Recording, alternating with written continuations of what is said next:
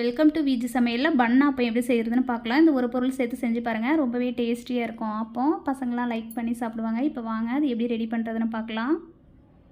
நான் ஒரு கப்பு பச்சரிசி ஊற வச்சு எடுத்து வச்சுருக்கேன். இப்போ ஒரு மிக்சிங் பவுலில் மாற்றிக்கலாம். ஒரு கப் பச்சரிசிக்கு ஒரு கப்பு தேங்காய் துருவல் எடுத்துருக்கேன், அதையும் சேர்த்துக்கலாம். சேர்த்துட்டு இப்போ இது கூடவே 3 டீஸ்பூன் சாதம் எடுத்துருக்கேன். நீங்கள் பழைய சாதம் கூட நீங்கள் எடுத்துக்கலாம். நான் வடித்த சாதம் எடுத்துருக்கேன். நெக்ஸ்ட்டு பார்த்திங்கன்னா நான் ட்ரை ஈஸ்ட் எடுத்துருக்கேன். நான் 1 டீஸ்பூன் ஆட் பண்ணிக்கிறேன். இது சேர்க்கும் போது உங்களுக்கு பண்ணு மாதிரி இருக்கும். அப்படி ட்ரை ஈஸ்ட் இல்லைன்னா நீங்கள் ஸ்கிப் பண்ணிக்கலாம். இப்போ இது கூடவே 1 டீஸ்பூன் ட்ரை ஈஸ்ட்டு சேர்த்துட்டு கொஞ்சமாக தண்ணி சேர்த்து இப்போ நல்லா நைஸாக அரைச்சி எடுத்துக்கோங்க. எந்த அளவுக்கு நைஸாக அரைக்க முடியுமோ அந்தளவுக்கு நைஸாக அரைச்சி எடுத்துக்கோங்க. அப்போ தான் நம்மளுக்கு சாஃப்டாக இருக்கும் ஆப்பம்.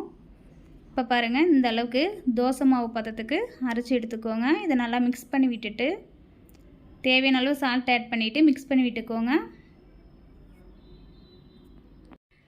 இந்த கன்சிஸ்டன்சி இருக்கணும்.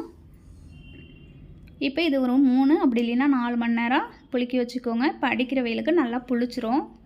ஒரு பிளேட் போட்டு மூடிட்டு மாவை நல்லா புளிக்க வச்சு எடுத்துக்கலாம்.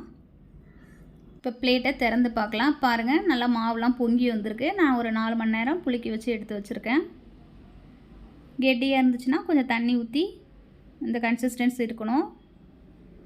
நான் குழிப்பணியாரக்கல் வச்சுருக்கேன். நீங்கள் ஆப்பக்கடாய் கூட வச்சுக்கலாம். குழிப்பணியாரக்கல்லில் நல்லா சூடு பண்ணிவிட்டு ஆயில் அப்படி இல்லைன்னா நெய் சேர்த்துக்கோங்க. நெய் சேர்க்கும் போது நல்லா வாசனையாகவும் டேஸ்ட்டாகவும் இருக்கும். இன்னும் சேர்த்துட்டு நல்லா சூடானோடனே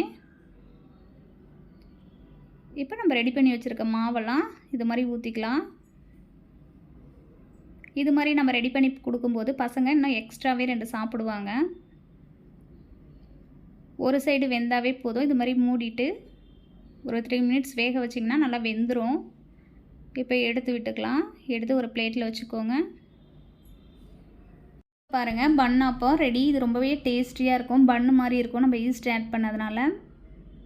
இது மாதிரி ஒரு டைம் ட்ரை பண்ணி பாருங்கள், ரொம்பவே சூப்பராக இருக்கும். நான் நாட்டு சக்கரை எடுத்து வச்சுருக்கேன். நீங்கள் வெஜ்ஜு குருமா நான்வெஜ்ஜு குருமா கூட நீங்கள் ரெடி பண்ணிக்கலாம்.